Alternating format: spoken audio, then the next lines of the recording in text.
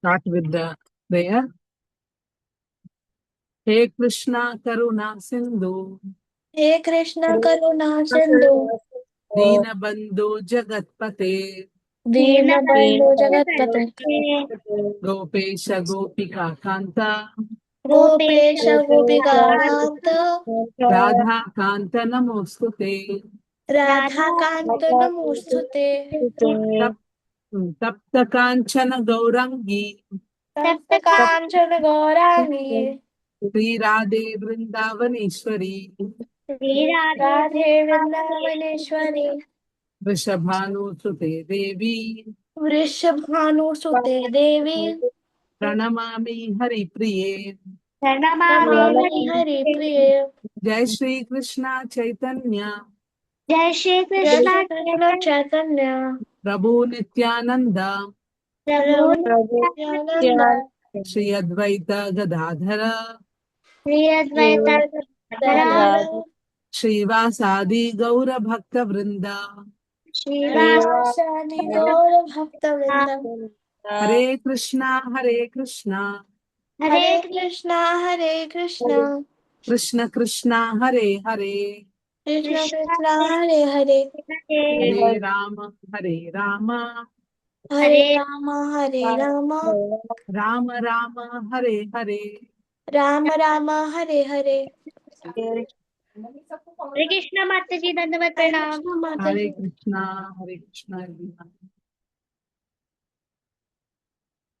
So we were about to do the Gita Mahatmya, and then in between I forgot it. So we'll just recite the Gita Mahatmya shlokas, okay? 1 or 2 shlokas will recite, and then we'll continue. Anybody remember the shloka? Not needed. Not needed. Focus. Chalo, lady. माता जी, which shloka? Gita Mahatmya. We started with that, right? Yes, Then माता जी।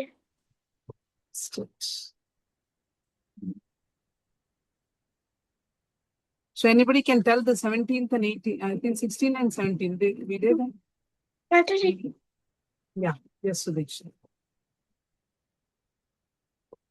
चतुर्विधा तेषां ज्ञानी नित्ययुक्तः एकभक्तिर्विशिष्यते प्रियो हि ज्ञानिनोत्यर्थम् अहं स च मम प्रिय उदारा सर्व एव ते ज्ञानी त्वात्मैव मे मताम् आस्थिता स हि युक्तात्मा मामेवानुत्तमां गतिम्। Anyone else? 17 and 18?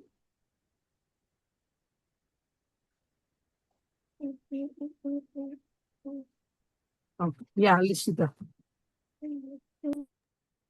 तेषां ज्ञानी नित्ययुक्त एक भक्तिर्विशिष्यते प्रियो हि ज्ञानिनोत्यर्थम् Okay. अहं स च Mama. मम प्रिय उदार Udhara. सर्व एवैति ज्ञानी त्वात्मैव च मे मतम् अस्ति स हि युक्तात्मा माम् एवानुत्तमां गतिम्। Very, very good. So first we'll tell the Gita Mahatmya shlokas and then we'll continue.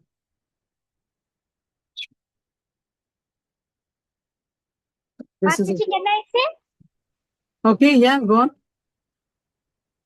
माता जी the slokas of the chapter.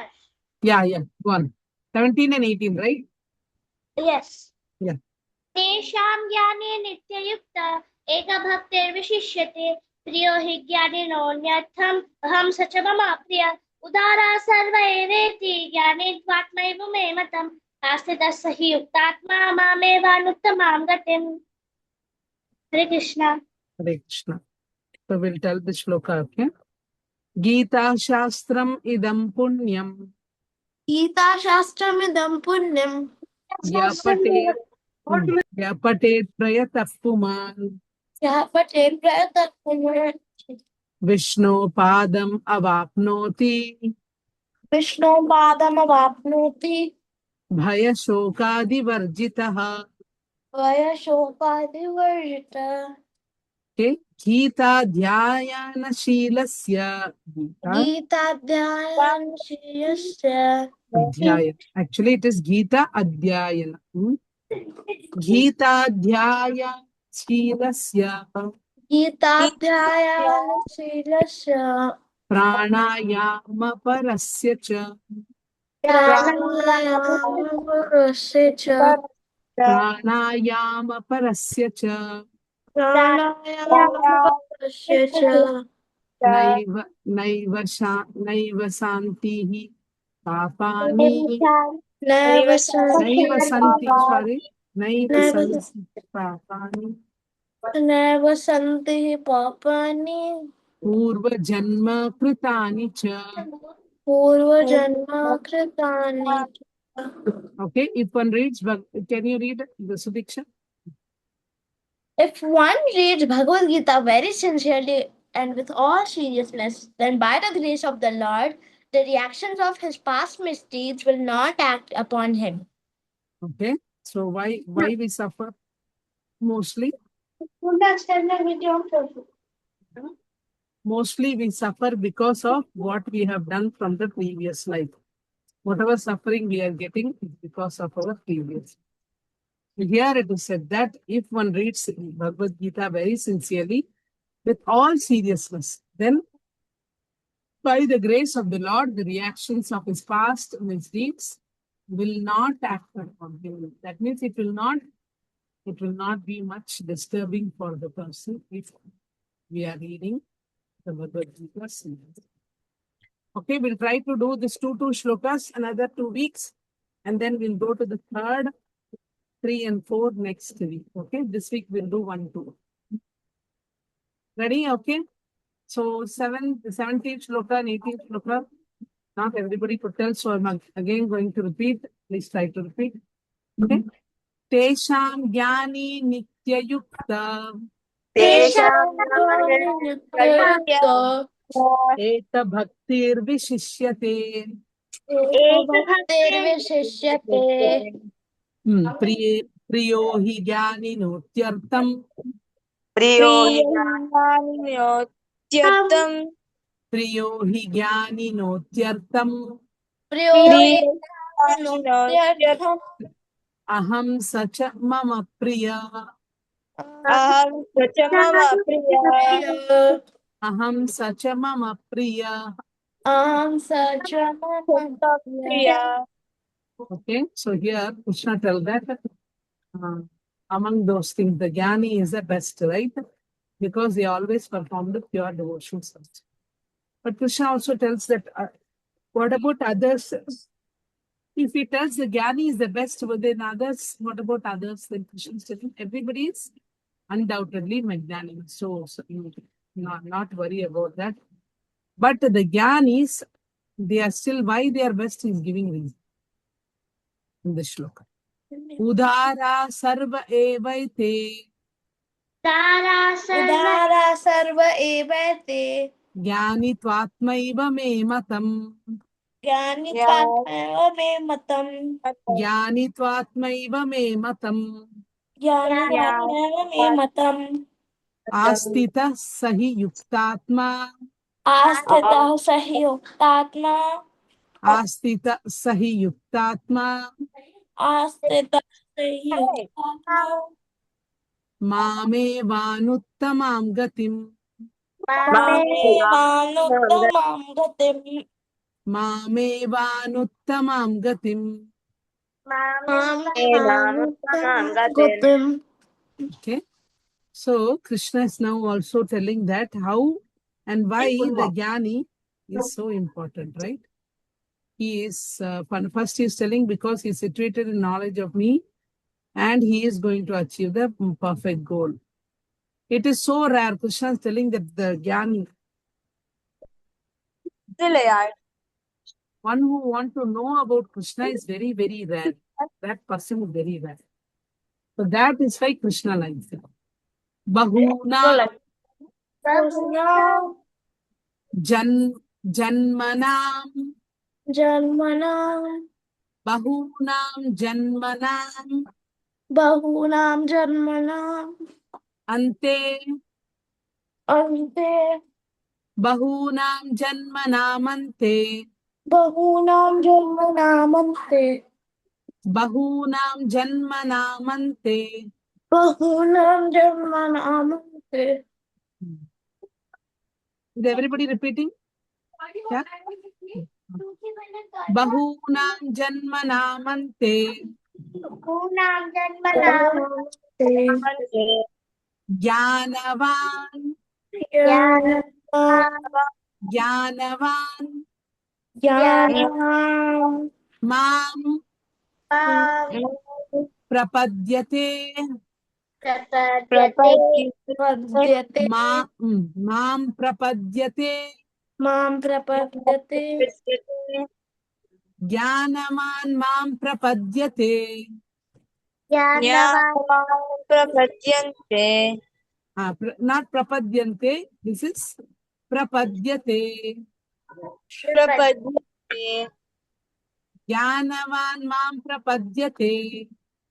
ज्ञानवान् मां प्रपद्यते Very good.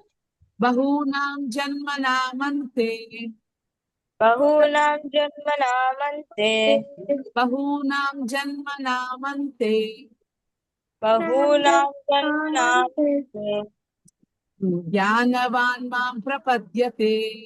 ज्ञानवान् मां प्रपद्यते ज्ञानवान् मां प्रपद्यते.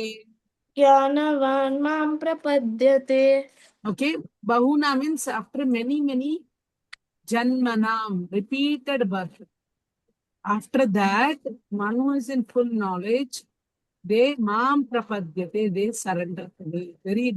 It's not ordinary that somebody accepts Krishna as everything.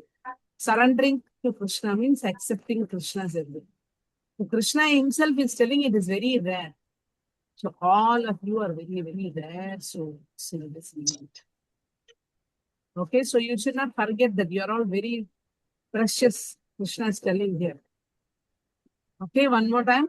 Bahunam janmanamante बहूनां जन्मनामन्ते ज्ञानवान् मां प्रपद्यते. ज्ञानवान् मां प्रपद्यते ज्ञानवान् मां प्रपद्यते. ज्ञानवान् मां प्रपद्यते प्रपद्यते Okay, Lishita. Tell the people. बहूनां जन्मनामन्ते ज्ञानवान् मां प्रपद्यते Sudiksha. बहूनां जन्मनामन्ते ज्ञानवान् I want it near Vishwa. Prapadyate. Okay, Janavi.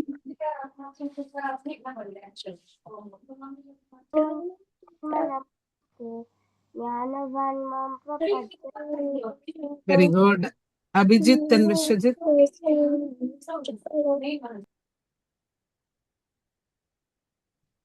Aradhya.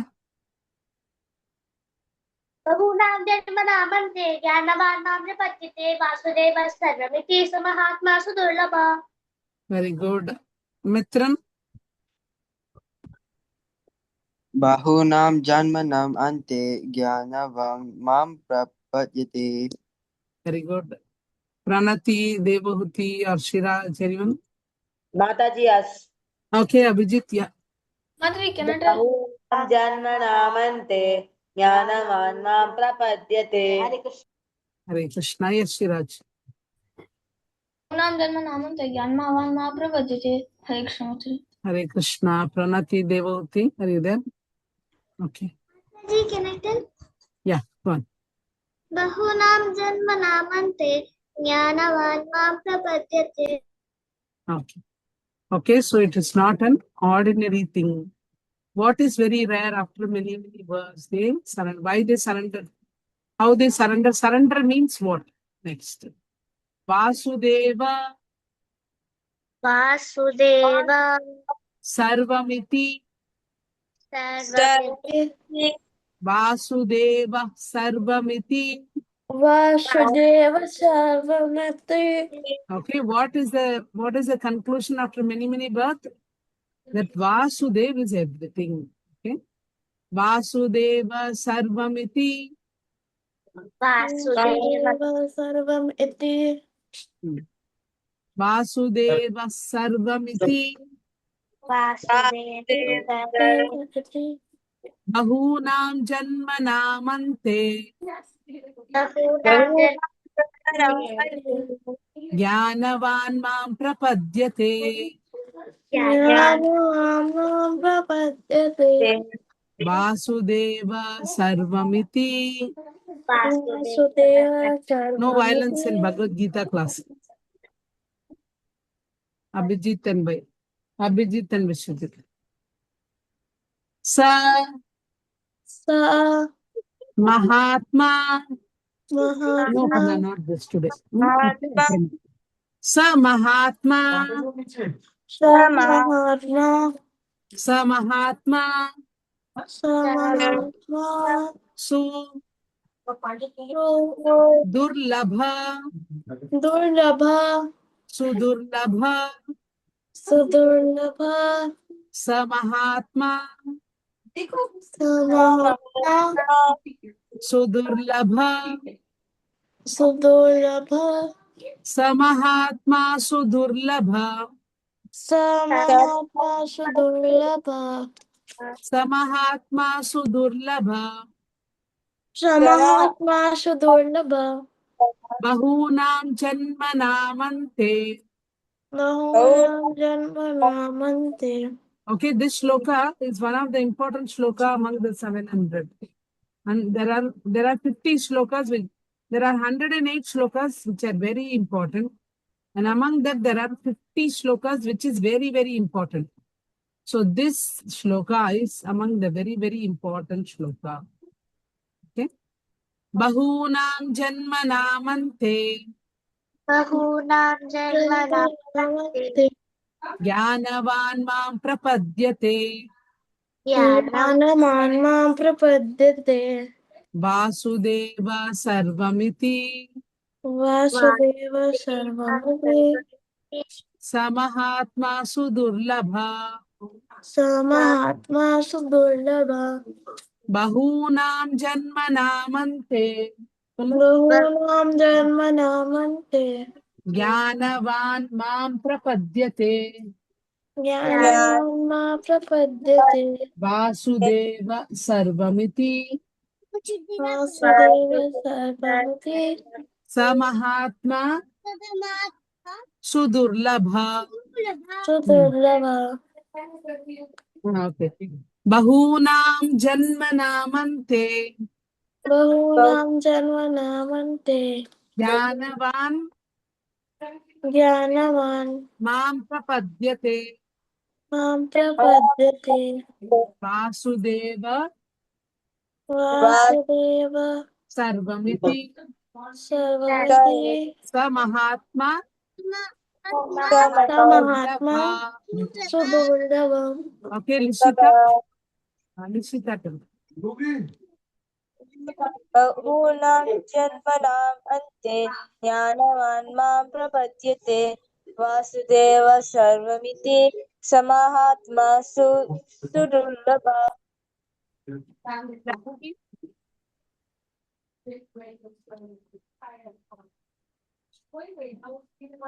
Janavi.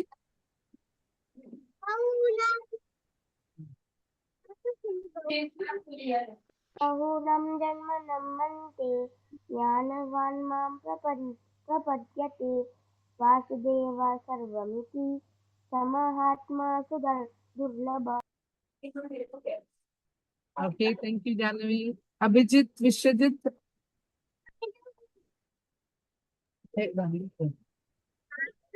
Okay, Aradhya.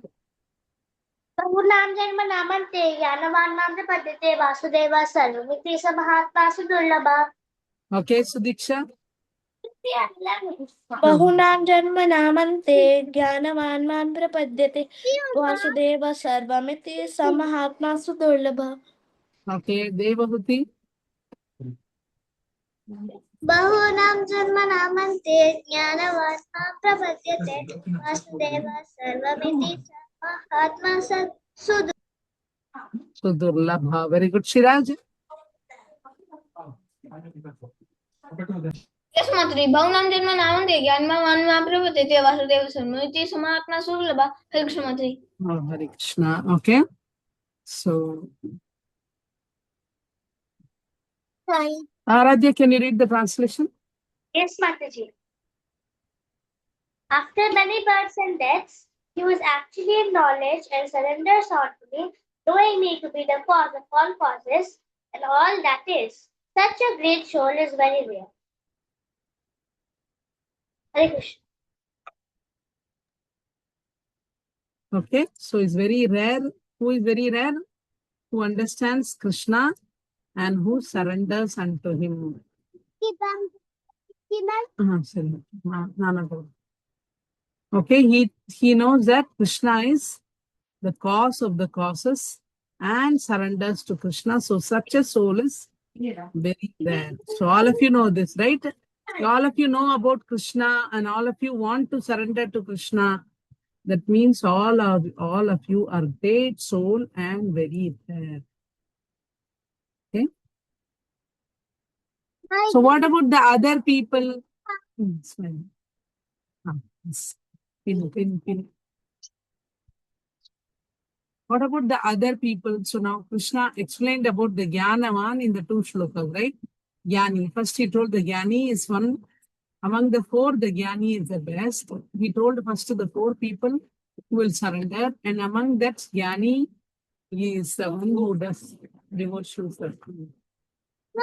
And then why he is great, he explained in the next 2 shlokas. Now he is going to tell about what about the other people. Kamais, Thais, tais, thais, kamais, tais, Niskungal. Kamais, tais, kam, thais, Rita, hrita, Jnana, jnana, Rita, Jnana, Rita, Jnana, hridayjnana, Kamais, tais, Rita, Jnana, kamis, Kamais, tais, Rita, Jnana, kamis, hridayjnana, Prapadyante. prapadyante, Okay, the previous one was Prapadyante. Prapadyante, prapadyante, Anya, anya, Prapadyante, Nya, prapadyante, Devata, devata, Prapadyante, Anya Devata, prapadyante, devata, Anya Devata. Devata means, who is Devata? Demigods. Demigods, yeah. So we saw, right, like different demigods can give different things. Like for sun god, what we worship sun for? Good health. Good health, yeah. Even scientifically it is told that if one spends at least 1 hour in a warm sun, not the hot sun, the early morning sun, one will become very healthy. The sun has a That is Brahmamurta. huh? In Brahmamurta. Not in Brahma Muhurta, that time sun doesn't come, right? Like after that. After that, yeah, after 5:30, 6 o'clock, something like that. If one spends in 1 hour time, then they become healthy. The sun has the capacity to, sun is provided with that potency to heal people. So sunlight can heal anything. If somebody is a disease, they just go and sit in the sun for 1 hour, then their health will be restored. It will be back to normal. So like that, each has, if somebody wants some want to marry a beautiful girl And then they worship Parvati and Shiva and Parvati. A girl, if somebody want to marry a beautiful girl, or if a girl want to marry a beautiful man, they worship Shiva and Parvati. And if somebody want to have riches, then there are different devatas are there. But what is the difference between one praying to a demigod and one praying to Krishna? Anybody can tell? Krishna will give us everything Will give us everything? Are you sure? and also something even better than everything. Better than everything. Will Krishna give everything? Yes. Anybody Yes, agree with Prabhupada. Aradhya that Krishna gives everything? Matri, Krishna only gives what is there, what we have to, like what is there in our this thing, what is there in our karma. That only he gives. Krishna will give us what is good for us. Ah, very good. Yeah, not only what is there in our karma, sometimes, yeah, he crosses that. He gives only that which is good for us. If it is something, some karma has to go off, then if somebody has a disease, and only by that disease that karma will have to go, then Krishna will give the disease. No problem. For Krishna, it is okay. Krishna is thinking as far as whatever is good for that soul at that time to be Krishna conscious, okay? Not only good, if he can be Krishna conscious in a disease condition and go back to Krishna as early as possible, then Krishna will give that situation. Aradhya is very hungry. Don't bite the nails. Okay, the nails that is the worst thing actually. All the dirty things in the nails. Okay, so Krishna will give only the things which is good for our Krishna consciousness, which will help us that we will not take birth again. That is the only thing Krishna will give. But Devatas, they will give things whichever we ask. If we are really sincerely praying and doing the necessary things, then Devatas will provide. They are not going to see whether it's going to be there or this is going to help you or not. And whatever the Devatas will give, that is only temporary. It is not going to be permanent. So that is the difference between when we worship the demigods and Krishna. Whatever Krishna gives, whatever we do devotional service for Krishna, it is going to be permanent. But when we do some offering or some service for the demigods with a purpose, that is not going to be permanent. And the result which we get also is not going to be permanent. Right?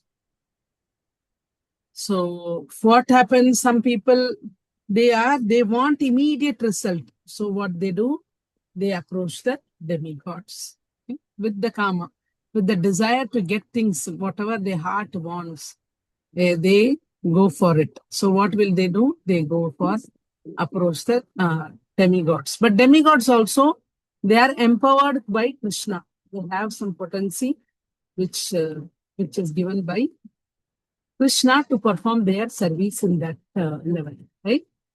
Kamaisthaisthai hritagnyana. Jnana. Kamaisthaisthai hritagnyana.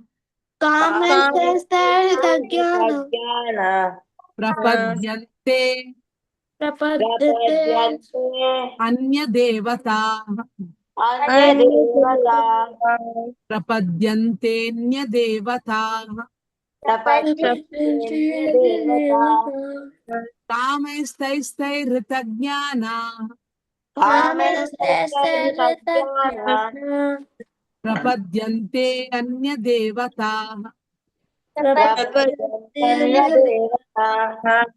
Kamaisthaisthai hritagnyana. Prapadyante anya devata. Okay, Shiraj would like to tell 2 lines. Yeah, Matri, कामस्तेस्य हृदज्ञाना प्रपद्यन्ते न देवता. Hare Krishna, Matri. Okay, Mitran.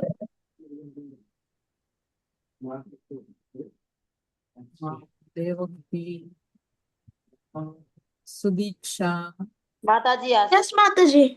Yeah, Sudiksha, go on. I'm coming in from behind. कामस्ते सर्वतज्ञान प्रपद्यन्ते देवता. Janavi?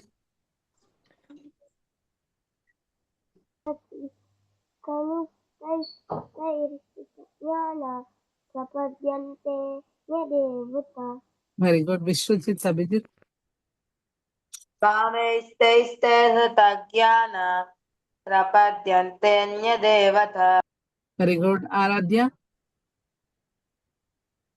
कामैस्तैस्तैर्हृतज्ञाना प्रपद्यन्ते देवता तं तं नियममास्थाय प्रकृत्या नियता स्वया. Okay, very good. Lishita and Niksha. There are two Lishitas. Yeah. कामैस्तैस्तैर्हृतज्ञान प्रपद्यन्तेऽन्यदेवता. Okay. Devahuti. कामैस्तैस्तैर्हृतज्ञाना प्रपद्यन्ते देवता. Oh. We'll go to the third line. Tam tam Tam tam niyamam.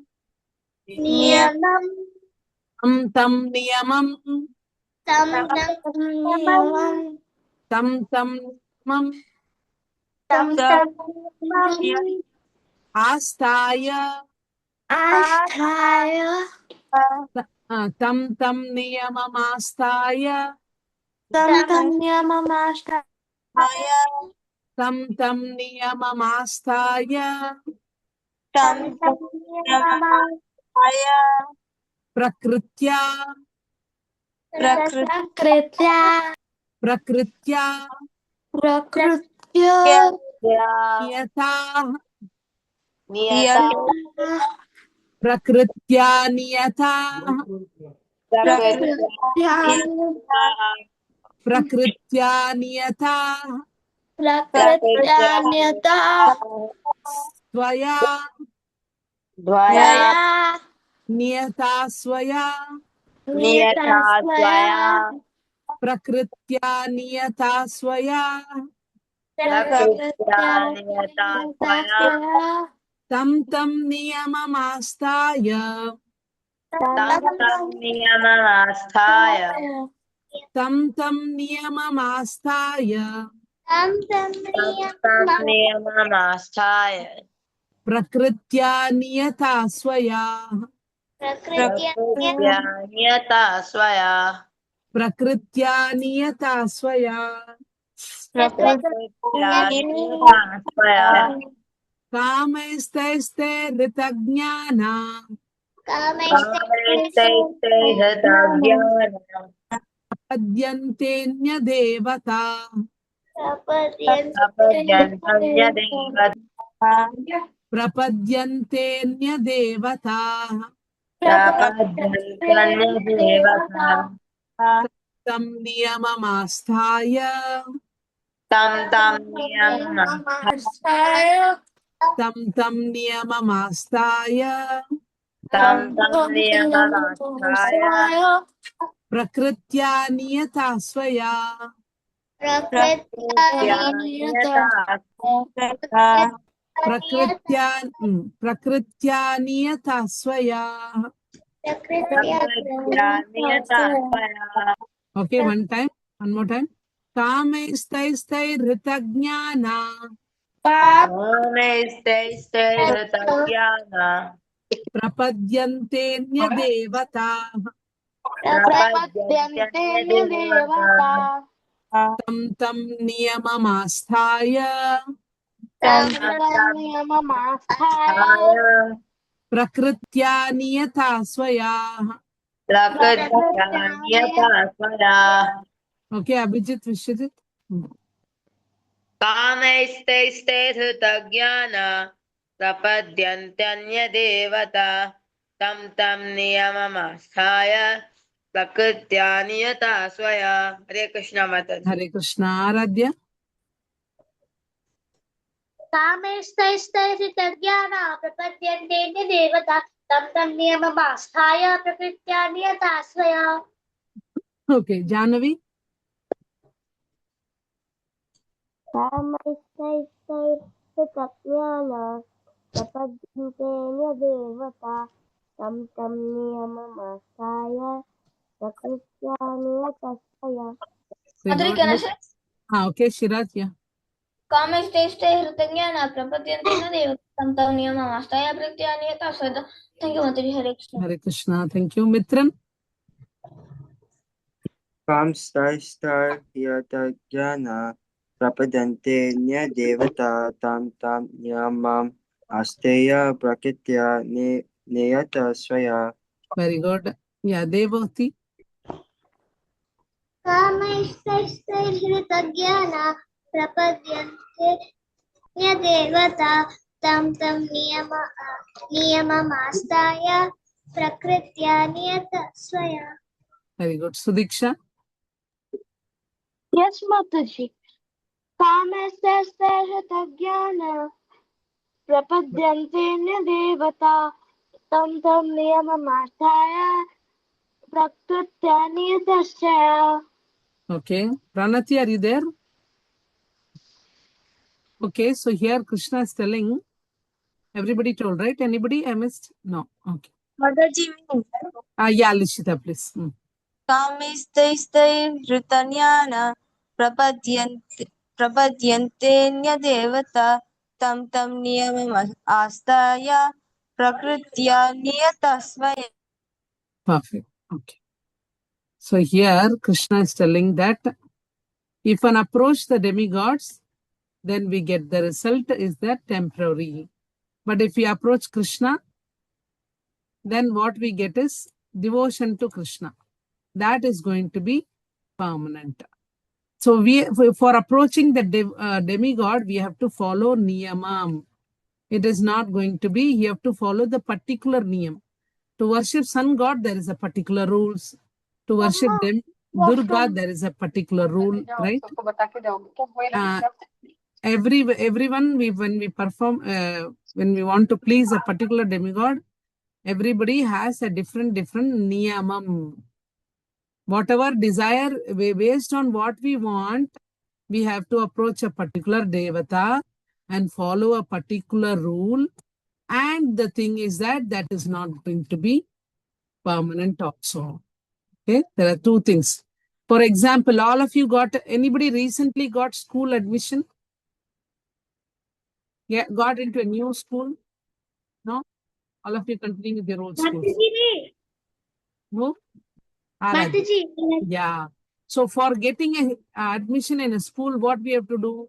Whom we should you have approach? to get actually? used to the new rules. Whom should we approach? Huh? Whom should we approach to want an admission? Principal sir. Principal sir or ma'am. Yeah, principal or some higher authority, right? If we are Yes. going asking a person who is cleaning in the school, can you help me admission for a school, or a peon or anybody who is in a lower grade? Can they help us to get an admission? No, No, it will not be that much. only the topmost authority can give the sanction, right? So similarly, all the others are working under the topmost, the principal. Even though the person who is peon or lower grade can approach the principal and ask that can we get an admission for this girl or for this boy, he can just ask. But the final authority is, who is the final authority? The principal. The principal. Similarly, the demigods are also Krishna's. They are working under Krishna. You can ask something you want from the demigods. But who they will approach to? They will approach to Krishna. They will approach Krishna and ask whether can we give this to this person because he's following these rules. Then finally, Krishna only sanctions everything. Okay. Then Krishna will tell, okay, fine. But it appears that it is coming from Devatas. But all the Devatas are under Krishna's rules. Like in a school or in any government office, there is a top person and there are so many people working under him. So only the top person has the authority, right? Like the principal. So it's only Krishna sanctions everything, but it can be, you can get it through a demigods because you approached a demigod. But when we approach Krishna, he is going to give what is good for us and what will take us out from this situation. Right? So that is the best. So Krishna is telling many approach. Can anybody read the translation? Yes, Mataji. Yeah, Sudiksha.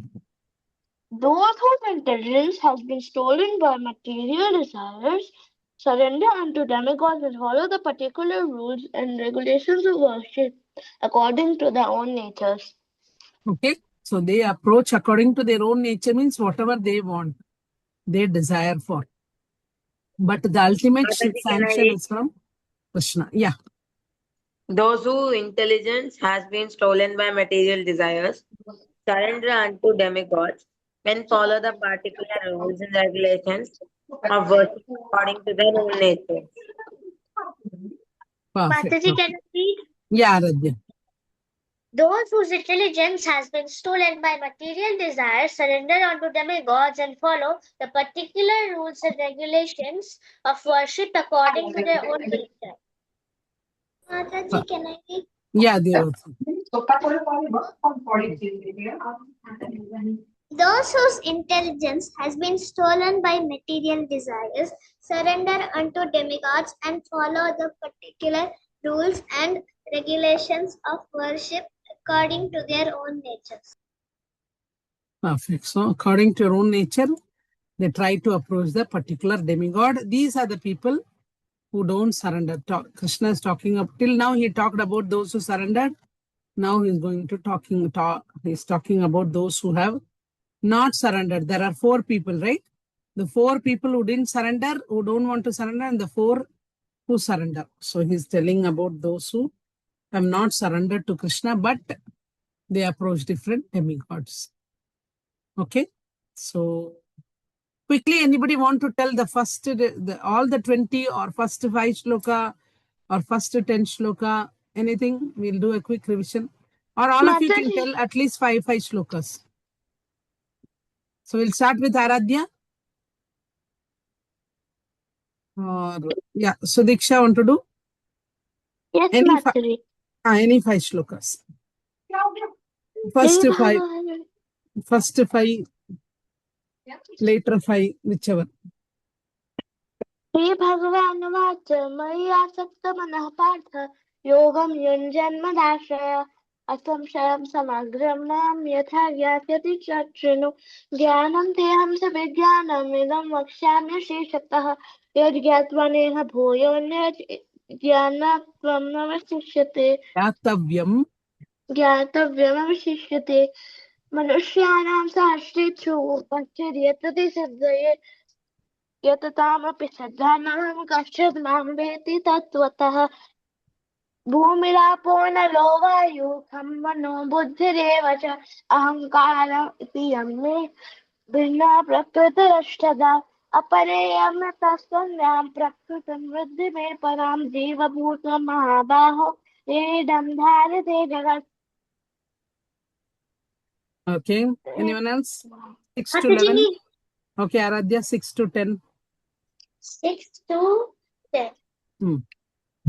एतद्योनीनि भूतानि सर्वाणीत्युपधारय अहं कृष्णस्य जगतः प्रभवः प्रलयस्तथा मत्ता परतरं नान्यत् किञ्चिदस्ति धनञ्जय मयि सर्वमिदं प्रोतं सूत्रे मणिगणा इव रसोऽहमप्सु कौन्तेय प्रभास्मि सूर्यो प्रणवः सर्ववेदेषु शब्दके पौरुषमृषु पुण्यगन्धपृथिभ्यां च तेजश्चास्मि भावसो जीवनं सर्वभूतेषु तपश्चास्मि तपस्विषु बीजं मां सर्वभूतानां विद्धिपात सनातनं बुद्धिर्बुद्धिमतामस्मि तेजस्तेजस्विनामहम्.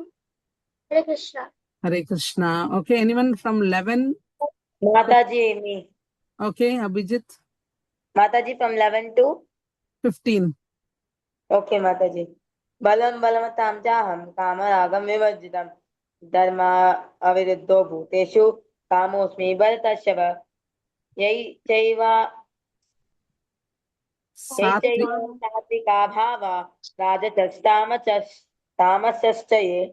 मत्त एवेति तन्विद्धि नात्वं तेषु ते मयि नत्वहं तेषु ते मयि त्रैभिर्गुणमहिर्भावे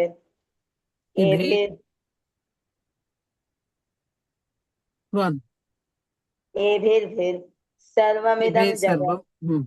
मोहितं नाभिजानाति मामेभ्यः परमव्ययम् दैवैस्य गुणमये माया दुरात्यया मामेव ये प्रपद्यन्ते Mayametam मायामेतं तरन्ति ते Hmm. न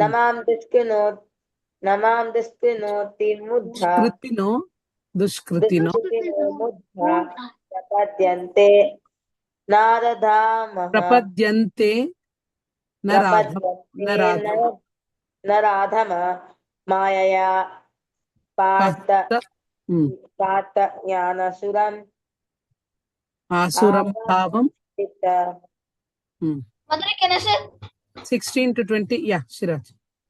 16 to 20, right, Mother? Yeah.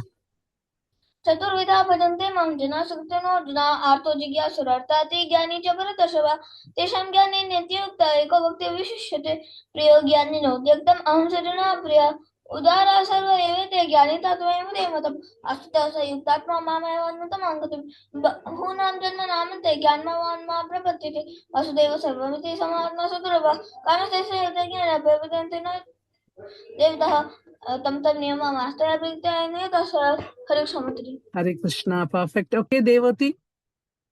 You are ready?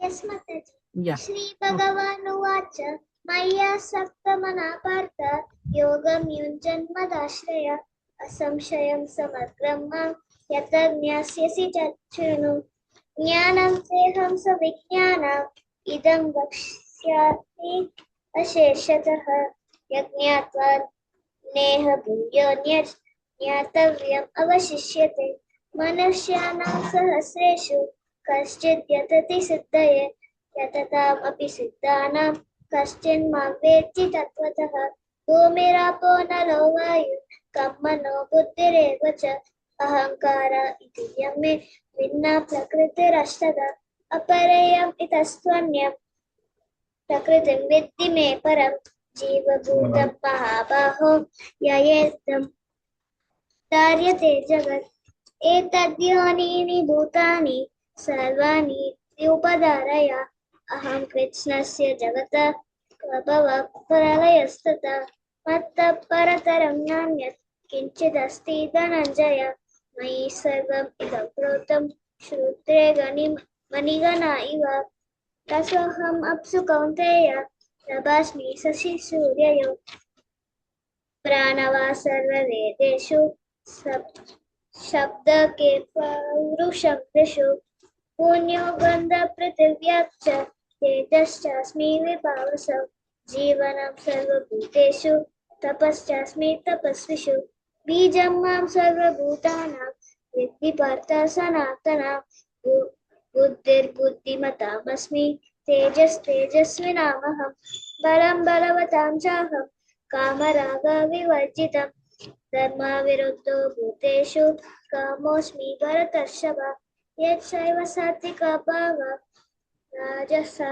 राजसास्तमसाश्च ये मत्त एवेति तद्विद्धि नत्वहं तेषु ते मयि त्रिभिर्गुणमयैर्भावैः इति सर्वम् इदं जगत् मोहितं नाभिजानाति मामेव्य परमव्ययम् दैवी ह्येषा गुणमयी मम माया दुरत्यया मामेव ये प्रपद्यन्ते मायाम् एतां तरन्ति ते न मां दुष्कृतिनो मूढा प्रपद्यन्ते नराधमा मायया परहृतो ज्ञाना आसुरं भावमाश्रिता चतुर्विधा भजन्ते मां जना सुकृतिनोऽर्जुन अर्थो जिज्ञासुरार्थाति ज्ञानी च परतर्षभ तेषां ज्ञानी नित्ययुक्ता एकभक्तिर्विशिष्यते यो हि ज्ञानिनो त्यर्थम् अहं स च मम प्रिय उदारः सर्व एवैति ज्ञानी त्वात्मैव मे मतम् आस्थितः स हि युक्तात्मा मामेवानुत्तमां गतिम् बहुनां जन्मनामन्ते ज्ञानवान् मां प्रपद्यते वासुदेव सर्वमिति स महात्मा सुदुर्लभः कामैस्तैस्ते कृतज्ञाना प्रपद्यन्ते न्यदेवता तं तं नियममास्ताय प्रकृत्या नियतः स्वया. Thank you. Very good. Anyone else? Mataji, can I? Yeah, please. 1 until 20, Mataji. How much ever you're ready. Want to tell 1 to 20? Yeah, you're ready. Hold on. Okay. Sri Bhagavan Uvacha Meyyasaktamanapath Yogam Yunjanmadashraya Samsayam Samakrama Yata Nyasasi Takshunu Jnanam Teham Savijnanam Idam Vakshamya Sheshatah Yajñatva Neha Bhuyanyaj Jnatavyam Avashisyate Manusyanam Sahasreshu Kaschid Yaditi Sittaye Yatatamapि Siddhanam Kaschin Mapeti Tatvatah भूमिरापो नलो वायु काम मनो बुद्धिरेव च अहंकार इति यं भिन्न प्रकृतिरस्तदा अपरेयम् इतस्त्वन्यां प्रकृतिं विद्धि मे परं जीवभूतं महाबाहो ययेदं धार्यते जगत् एतद्योनीनि भूतानि सर्वाणीति धारय अहं कृष्णस्य जगता प्रभव प्रलयस्तथा मत्तः परतरं नान्यत् किञ्चिदस्ति धनञ्जय मयि सर्वम् इदं प्रोक्तं सूत्रे मणिगण इव रसोऽहम् अप्सु कौन्तेय प्रभास्मि शशि सूर्ययो प्रणवः सर्ववेदेषु शब्दके पौरुषं नृषु बीजं मां सर्वभूतानां वित्ति वात सनातनं बुद्धिर्बुद्धिमताम् अस्मि तेजस्विनम् अहम् पुण्यो गन्धा पृथिव्यां च तेजश्चास्मि विभावसो जीवनं सर्वभूतेषु तपश्चास्मि तपस्विषु बलं बलवतं चाहं कामरागविवर्जितं धर्मविरुद्धो भूतेषु कामोऽस्मि परतर्षभ ये चैव सात्विका भावा राजसस्तामसश्च ये मत्त एवेति तान् विद्धि न त्वहं तेषु ते मयि दैवी ह्येष गुणमयि माया दुरत्यया माम् एव ये प्रपद्यन्ते मायाम् एतं तरन्ति ते न मां दुष्कृतिनो मुदा प्रपद्यन्ते न राधमा मायया पात्र ज्ञान असुरं भावम् आश्रिता चतुर्विधा भजन्ते मां जना सुकृतिनोऽर्जुन अर्थजिज्ञासुर अर्थार्थी ज्ञानी च भरतर्षभ तेषां ज्ञानी नित्ययुक्ता एकभक्तिर्विशिष्यते प्रियो हि ज्ञानिनोत्यर्थम् अहं स च मम प्रिया उतार सर्व एवैति ज्ञानी त्वात्मैव मे मतम् अश्रितः स हि युक्तात्मा माम् एवानुत्तमं गतिम् बहूनां Janmana. जन्मनाम् अन्ते ज्ञानवन् मां प्रपद्यन्ते वासुदेव सर्वम् इति स महात्मासु दुर्लभ Sudurlabha. कामैस्तैस्तैर्हृतज्ञान प्रपद्यन्ते न्यदेवता तं तं नियमम् अष्टया प्रकृत्या नियता स्वया. Okay, perfect. Mataji, I want to say 1 to 20. Okay, yeah. You told 1 to 5, right, already? Yes, So you can Mataji. start from 6. Yes, Okay. from 6. Etad yonini. एतद्योनिनि भूतानि सर्वानित्यपधार अहं कृत्स्नस्य जगतः प्रभवः प्रलयस्तथा मत्तः परतरं नान्यत् किञ्चिदस्ति धनञ्जय मयि सर्वमिदं प्रोतं सूत्रे मणिगणा इव रसोऽहमप्सु कौन्तेय प्रभास्मि शशिसूर्य सर्ववेदेषु शब्दखे पार्शनुषु पुण्यो गन्धव्यतं पृथिव्यं च तेजश्चास्मि विभावशः जीवनं सर्वभूतेषु तपश्चास्मि तपस्विषु बीजं मां सर्वभूतानां विद्धि पार्थ सनातनं बुद्धिमतामस्मि तेजस्विनामहम् बलं बलवतां चाहं कामरागविवर्जितं धर्माविरुद्धो भूतेषु कामोऽस्मि भरतर्षभ ये चैव सात्विका भाव राज्यशास्त्रानुशास्त्रे मत्सेवेति तान् विद्धि न च हन्तेषु ते मयि त्रिभिर्गुणमय भावैर्यदि सर्वमिदं जगत् पूरितं नाभिजानाति मामित्य परमव्ययम् सर्वेश गुणमयी मम माया दुरत्या नाने वै प्रपद्यन्ते मायामेतां तरन्ति ते न मां दुष्कृतिनो मूढा प्रपद्यन्ते न राधम माया पारतज्ञाना अस्मिन् भावमाश्रितः चतुर्विधा भजन्ते मां जना सुकृतनोऽर्जुन आर्तो जिज्ञासुरर्ताति ज्ञानी च भरतर्षभ उदारा सर्व एव ते ज्ञानी पात्मैव मे मताम् आस्थितस्य युक्तात्मा मामेवानुत्तमां गतिं बहूनां जन्मनामन्ते ज्ञानवान् मां प्रपद्यते वासुदेव सर्वमिति स महात्मा सुदुर्लभ कामस्य हृतज्ञान प्रपद्यन्ते न देवता तं नियममास्थाय प्रकृत्या नियतस्वया.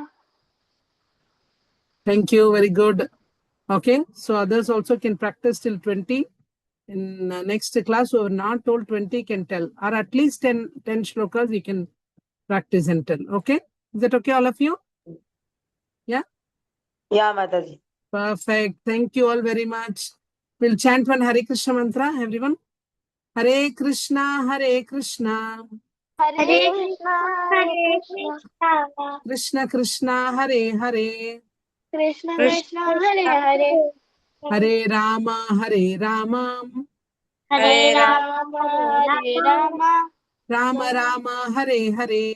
Rama, Hare Hare. Hare Krishna, all of you. Thank you very much. Hare Krishna, Mataji. Hare Krishna Mataji, Hare Dandavat Krishna, Pranam, Aradhya. Bye Mataji. Bye bye Aradhya, bye Janvi, bye Mitran, bye Devati, bye Shiraj. Hare Krishna.